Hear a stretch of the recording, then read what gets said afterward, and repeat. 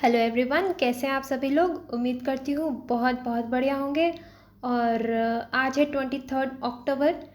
तो स्टार्ट करते हैं आज का हम इंडियन एक्सप्रेस और द हिंदू का न्यूज़पेपर एनालिसिस। पहली जो न्यूज़ है वो है हमारी वन नेशन वन पोल से रिलेटेड। जी हाँ, जिसे हम साइमल्टेनियस इलेक्शंस भी बोलते हैं।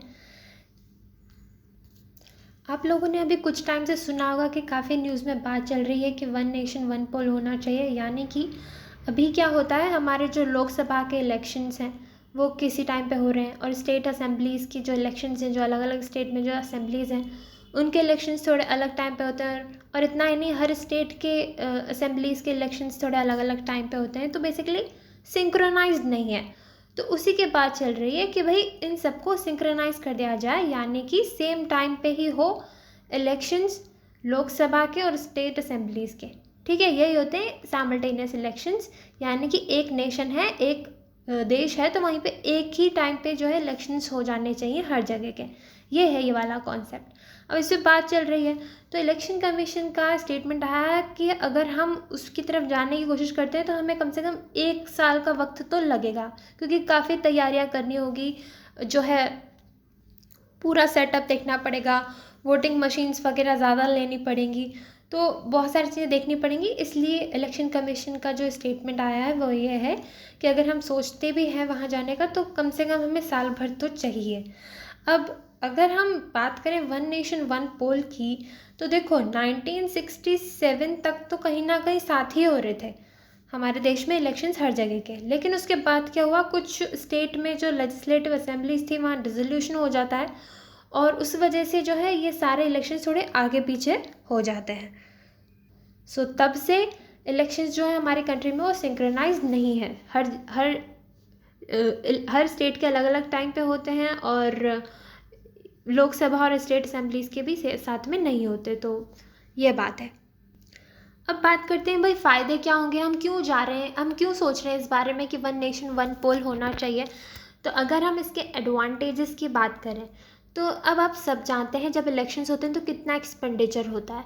ठीक है, जो पर्सनल एम्प्लॉय करने पड़ते हैं या फिर पूरा सेटअप रेडी करना पड़ता है हर जगह। तो बार बार जो इलेक्शंस होते हैं ना उसमें एक्सपेंडिचर काफ़ी लग जाता है। तो उस वजह से क्या है, अगर हम साथ में करा लेंगे तो उतना एक्सपेंडिचर नहीं लगेगा, इलेक्शन एक्सपेंडिचर थोड़ा कम हो जाएगा, और उसी से जो हमारा पब्लिक मनी है उसकी बचत होगी, और उस पैसे को हम कहीं अच्छी जगह लगा सकते हैं, बाकी पॉलिसीज़ में या फिर बाकी गवर्नमेंट के वर्क्स में।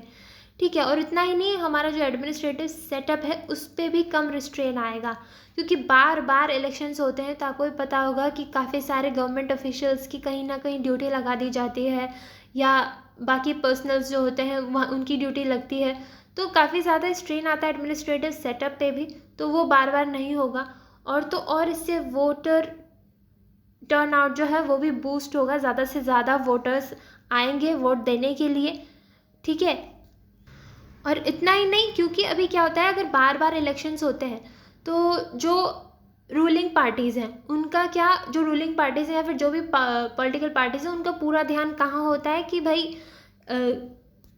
कैसे इलेक्शंस जीतने हैं, उनके लिए क्या क्या फिर टैक्टिक्स अपनाए जाए, और उन सब में ही ज़्यादा उनका एनर्जी लगी रहती है, और डेवलपमेंटल एक्टिविटीज़ में फिर उनका ध्यान नहीं जा पाता, क्योंकि वो उन सब चीज़ों पे फोकस करते हैं कि वोटर्स को कैसे अपनी तरफ अट्रैक्ट करना है, उनको क्या क्या देना है, वो सब बातें हैं। तो इसी से अच्छे डेवलपमेंटल डिसीजंस या अच्छे पॉलिसीज़ नहीं बन पाती हैं। तो अगर हम एक ही बार में इसको कंप्लीट कर देंगे तो जो रूलिंग पार्टीज़ हैं या फिर जो भी पॉलिटिकल पार्टीज़ हैं उनका ध्यान गवर्नेंस की तरफ अच्छा रहेगा, बेसिकली हमारा गवर्नेंस इम्प्रूव होगा, जो डेवलपमेंटल एक्टिविटीज़ हैं उस पर फोकस जाएगा एडमिनिस्ट्रेशन का, रादर देन इलेक्शनियरिंग। तो ये बहुत सारे एडवांटेजेस है वन नेशन वन पोल होने के। और वहीं पे अगर हम चैलेंजेस की बात करें कि भाई एडवांटेजेस तो बहुत सारे हैं लेकिन ला क्यों नहीं रहे हम, क्या क्या चैलेंजेस हैं, तो बेसिकली इसके अगर हम ये लाना चाहते हैं तो हमें बहुत सारे, पहली बात तो कॉन्स्टिट्यूशनल अमेंडमेंट्स करने पड़ेंगे। ठीक है, और सेकेंडली इसको फेडरलिज्म के अगेंस्ट बताया जा रहा है, और ये भी बोला जा रहा है क्योंकि साथ में होंगे अगर सब जगह के इलेक्शंस तो इलेक्ट्रॉनिक वोटिंग मशीन्स जो है या फिर VVPAT है, ये क्या होता है, voter verified paper audit trial, ये वाली मशीन्स भी हमें काफ़ी ज़्यादा नंबर्स में चाहिए होंगी। और तो और इसका इम्पैक्ट वोटर के बिहेवियर पे क्या पड़ेगा इसका भी पता नहीं है, क्योंकि काफ़ी सारे वोटर्स को तो ये भी आई थिंक समझ में आना थोड़ा मुश्किल है कि भाई लोकसभा और जो स्टेट असेंबलीज़ के इलेक्शंस है उसमें क्या डिफरेंस या क्या है, और नेशनल एजेंडाज कैसे डिफरेंट होते हैं इस हमारे स्टेट के एजेंडाज से, उस हिसाब से कैसे वोट करना है। तो काफ़ी मतलब क्वेश्चनेबल है कि वोटर पे क्या इम्पैक्ट पड़ेगा उसका, ये हमें पता नहीं है। और ये भी कहते हैं कि देखो अगर बार बार इलेक्शंस होते हैं ना, अगर अलग अलग जगह पे, तो उससे अकाउंटेबिलिटी बनी रहती है रूलिंग गवर्नमेंट की। ठीक है, अगर वो काम नहीं कर रही है अच्छे से, तो मान लो किसी स्टेट में इलेक्शंस हुए तो वहाँ पे उनको इलेक्ट नहीं किया जाता, इस तरह से अकाउंटेबिलिटी बनी रहती है। तो ये कहा जा रहा है अगर हर जगह एक साथ इलेक्शंस होंगे तो ये अकाउंटेबिलिटी कहीं ना कहीं सिर्फ 5 साल बाद ही तुम इंश्योर कर सकते हो, 5 साल तक वो अकाउंटेबल शायद नहीं होंगे उनके एक्शंस के लिए। तो ये बात थी। तो ये हमने डिस्कस कर लिया कि भाई क्या क्या पॉजिटिव्स हैं या क्या क्या चैलेंजेस आ सकते हैं वन नेशन वन इलेक्शन में। अब ये देखते हैं आगे कि ये तो बाद में ही पता पड़ेगा कि इम्प्लीमेंट होगा या नहीं होगा, होगा तो कैसे होगा। ठीक है, अब बढ़ते हैं आगे बेडोइन अरब्स पे। अब ये क्या है, अब आपको पता है इसराइल और हमास में कॉन्फ्लिक्टिंग सिचुएशन चल रही है, और उस वजह से हम जानते हैं कहीं ना कहीं अरब्स जो होते हैं वो पैलेस्टीन वाली साइड का ही साथ देते हैं। लेकिन यहाँ पे एक बहुत ही अलग सिचुएशन हमें देखने को मिलती है, एक अलग कंडीशन देखने को मिलती है बेडोइन अरब्स की। ये बेसिकली आपको जान के ताजुब होगा कि ये वाले अरब्स जो हैं इवन इसराइल की आर्मी में रिक्रूट होते हैं, इनफैक्ट लड़ते हैं इसराइल की तरफ से बाकी इसराइल के एनिमीज़ के अगेंस्ट। ठीक है, तो अब ये है कौन बेसिकली, ये एक नोमैडिक कम्युनिटी है, नोमैडिक मुस्लिम अरब पीपल हैं बेसिकली। ये पहले नोमैडिक हुआ करते थे, मतलब एक सेटल्ड लाइफ नहीं जीते थे, टाइम के साथ ये इधर उधर माइग्रेट करते रहते थे। ठीक है, और ये मेनली रहते कहाँ हैं, अभी अराउंड एक नेगेव डेजर्ट है सदर्न इसराइल के सदर्न पार्ट में, ये मोस्टली वहाँ पे रहते हैं। और ये सेटल्ड लाइफ की तरफ चले गए थे अराउंड ओटोमन रूल के टाइम पे। ठीक है, इनफैक्ट जब ज्यूज़ का माइग्रेशन हुआ था उस टाइम इन्होंने काफ़ी हेल्प की थी, दे एडेड ज्यूइश सेटलर्स। ठीक है, और इनफैक्ट जब 1948-49 का अरब इजरायली वॉर हुआ था तब इन्होंने इंटेलिजेंस तक भी प्रोवाइड की थी, और 1950s में इनको एक प्रॉपर इजरायली सिटीजन्स मान लिया गया था कि प्रॉपर आप इसराइल के सिटीजन्स हैं। अब आपको पता होगा शायद कि इसराइल में थोड़ा कंपलसरी होता है, आपको आर्मी की ट्रेनिंग लेनी ही पड़ेगी चाहे कोई भी सिटीज़न हो वहाँ का, इसराइल मतलब ज्यूइश पॉपुलेशन के लिए। लेकिन ये चीज़ इनके लिए आर्मी ट्रेनिंग कंपलसरी नहीं है इन बेडोइन अरब्स के लिए, लेकिन फिर भी some of them volunteer for the same. तो ये बात थी, ये न्यूज़ थी कि बेडोइन अरब्स होते हुए भी इसराइल की आर्मी में रिक्रूट होते हैं और इनफैक्ट काफ़ी हेल्प भी करते हैं। ठीक है, तो अब आगे बढ़ते हैं। नेक्स्ट आता है वियना कन्वेंशन। अब हम काफ़ी टाइम से देख रहे हैं थोड़ी टसल चल रही है कनाडा और इंडिया के बीच में, इनके रिलेशंस थोड़े डगमगा रहे हैं। हुआ क्या था, मुद्दा आपने सुना होगा स्टार्टिंग से कि क्या हुआ था कि हरदीप सिंह निज्जर नाम के एक खालिस्तानी लीडर थे जिनका असैसिनेशन हो गया था, और कनाडा ने इंडिया को अक्यूज़ किया था कि इंडिया ने करवाया है इनका असैसिनेशन बिना किसी एविडेंस के।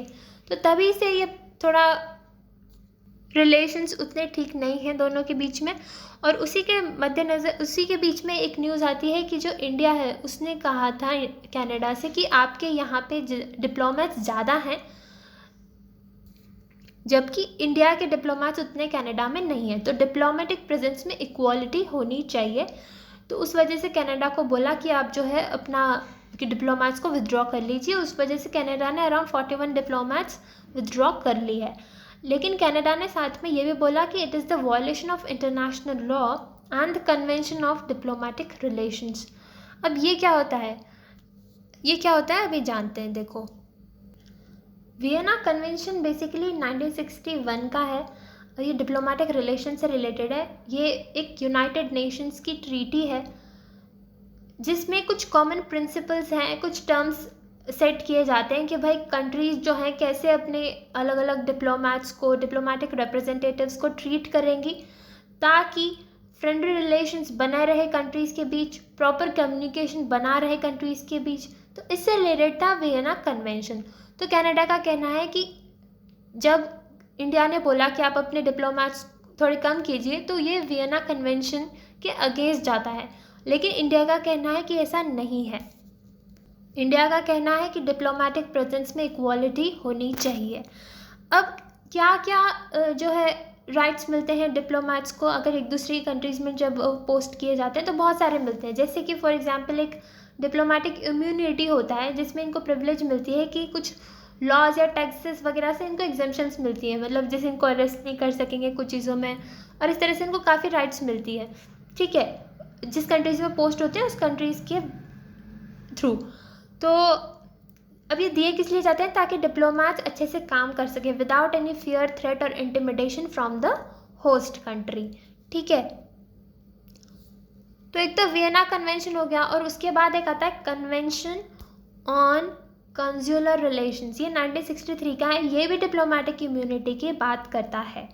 ठीक है, लेकिन साथ ही साथ इसमें ये भी प्रोविजंस होते हैं कि जो डिप्लोमेट्स होते हैं, आपको इम्यूनिटी तो दी जा रही है, लेकिन आप जो है किसी होस्ट कंट्री में हो, मतलब जिस भी कंट्री में हो, वहाँ के इंटरनल अफेयर्स में इंटरफेयर नहीं करेंगे।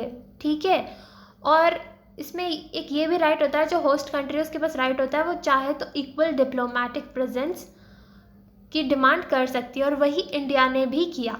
क्योंकि बात करें अगर इंडिया की, तो इंडिया के सिर्फ 20 डिप्लोमेट्स हैं ओटावा में, कनाडा में, जबकि कनाडा के 61 डिप्लोमेट्स थे न्यू दिल्ली में, इसलिए 41 जो है कनाडा को वापस बुलाने पड़े। तो इंडिया का यही कहना है कि ये वायलेशन ऑफ द लॉज नहीं है। सो यही बात है। तो ये मुद्दा था हमारा वियना कन्वेंशन से रिलेटेड। अब बढ़ते हैं आगे। अब बात आती है GRAP, ग्रैप की। अब ये क्या है? ये है graded response action plan. Basically winters के आते ही जो दिल्ली का और दिल्ली के आसपास का जो एयर क्वालिटी है वो डिग्रेड होने लग जाती है, वो काफ़ी ख़राब होने लग जाती है। ठीक है, तो वही बताया जा रहा है कि air quality is likely to turn poor over the coming days, और इसकी वजह से GRAP का ग्रेडेड रिस्पॉन्स एक्शन प्लान का स्टेज 2 इम्पोज किया गया है। अब ये होता क्या है बेसिकली GRAP? ये एक तरीके के क्या होता है ना, कि कुछ गाइडलाइंस होती हैं, कुछ मेजर्स होते हैं। जैसे कि यूँ मान लो कि अगर एयर क्वालिटी जो है, अगर वो किसी पर्टिकुलर थ्रेशोल्ड को क्रॉस कर जाती है, मतलब बहुत ज़्यादा ही अगर एयर क्वालिटी ख़राब हो जाती है, तो ये हम कुछ मेजर्स लेते हैं कि भाई कुछ जगह रिस्ट्रिक्शंस लगाते हैं, कुछ डिसीजंस लेते हैं, जिससे एयर क्वालिटी जो है थोड़ी ठीक मेंटेन की जा सके। तो वही है GRAP। It is a set of emergency measures that kick in to prevent further deterioration of air quality once it reaches a certain threshold. ठीक है, इसमें कुछ ऐसे प्रोविजंस होते हैं, जैसे कि स्टेज 1 में क्या होता है? मान लो पुअर एयर क्वालिटी, यानी कि जो एयर क्वालिटी इंडेक्स है वो होती है 201 से 300। अब अगर इतनी एयर क्वालिटी इंडेक्स पहुंचती है तो क्या क्या मेजर्स लिए जाएंगे? जैसे कि गार्बेज के बर्निंग को हम बंद करवा देते हैं, या मैकेनाइज्ड स्वीपिंग चालू करवा देते हैं रोड्स पे। ऐसे करके कुछ बहुत सारे मेजर्स लिए जाते हैं। उसी तरह से अगर स्टेज 2 पे पहुंच जाती है, यानी कि वेरी पुअर, मतलब एयर क्वालिटी इंडेक्स 301 से 400 के बीच तब में होती है, तब क्या करते हैं? जो डीजल जनरेटर सेट्स हैं उनका बंद करवा देते हैं, या पार्किंग फ़ी जो है वो बढ़ा देते हैं, ताकि पब्लिक ट्रांसपोर्ट ज़्यादा से ज़्यादा यूज़ करें। कोल और फायरवुड का यूज़ होटल्स में बंद करवा देते हैं। और फिर स्टेज 3 पे अगर हम पहुंच जाते हैं तो उसमें सीवियर कैटेगरी में आ जाता है, यानी कि 401 से 450 एयर क्वालिटी इंडेक्स। इसमें जैसे कुछ मेजर्स लिए जाते हैं, जैसे ब्रिक किल्स को बंद करवा दिया जाता है, स्टोन क्रशर्स को बंद कर दिया जाता है, और पब्लिक ट्रांसपोर्ट सर्विसेज को काफ़ी प्रमोट किया जाता है। और तो और अगर हम स्टेज 4 पे पहुंच जाते हैं, जिसमें एयर क्वालिटी इंडेक्स जो है 450 से भी ज़्यादा पहुंच जाता है, तो उसमें जो ट्रक का ट्रैफिक है, जैसे उसकी एंट्री को स्टॉप कर दिया जाता है, कंस्ट्रक्शन एक्टिविटीज़ को कम कर दिया जाता है, और ऑड इवन स्कीम जैसी चीज़ें इम्प्लीमेंट कर दी जाती हैं। तो ये कुछ अलग अलग थ्रेशोल्ड्स मतलब डिसाइड कर रखे हैं कि भाई अगर इससे ज़्यादा हुआ तो हम ये सारे मेजर्स लेंगे, इससे ज़्यादा हुआ तो हम ये सारे मेजर्स लेंगे। यही है ग्रेडेड रिस्पॉन्स एक्शन प्लान। और अभी क्योंकि थोड़ी एयर क्वालिटी डिग्रेड हो रही है तो स्टेज 2 ये इम्प्लीमेंट किया अभी दिल्ली में, ठीक है। अभी अनाउंस कौन करता है कि GRAP इम्प्लीमेंट होगा, तो ये एक कमीशन है, commission for air quality management. Commission for air quality management यही अनाउंस करती है कि GRAP अब अनाउंस होगा जब भी ज़्यादा एयर क्वालिटी डिग्रेड हो जाती है। ये एक तरीके का स्टैट्यूटरी कमीशन है। काम क्या है भाई, यही काम है कि कोऑर्डिनेट करती है, देखती है जो भी एफर्ट्स लगाए जाते हैं एयर क्वालिटी को इम्प्रूव करने के लिए, मतलब उसको एयर पोल्यूशन को रेगुलेट करने के लिए, उसी से रिलेटेड जो है ये चीज़ों को कोऑर्डिनेट करती है, ठीक है।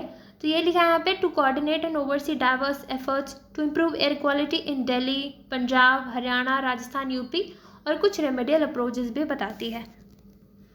उसके बाद अगर हम बात करें एयर क्वालिटी इंडेक्स की, तो ये कैसे हम मतलब पता करते हैं कि एयर क्वालिटी इंडेक्स मेजर कैसे किया जाता है। तो ये बेसिकली मेजर किया जाता है, कुछ हम पॉल्यूटेंट्स को चेक करते हैं एयर में कि भाई उनकी क्या क्या कितनी प्रेजेंस है। तो अराउंड 8 मेजर पॉल्यूटेंट्स हैं, उनकी प्रेजेंस के बेसिस पे जो है एयर क्वालिटी इंडेक्स डिसाइड होती है। और वो कौन कौन से हैं, जैसे पर्टिकुलेट मैटर हो गया 2.5, particulate matter 10, ozone, carbon monoxide, nitrogen dioxide, sulphur dioxide and lead हो गया, अमोनिया हो गया।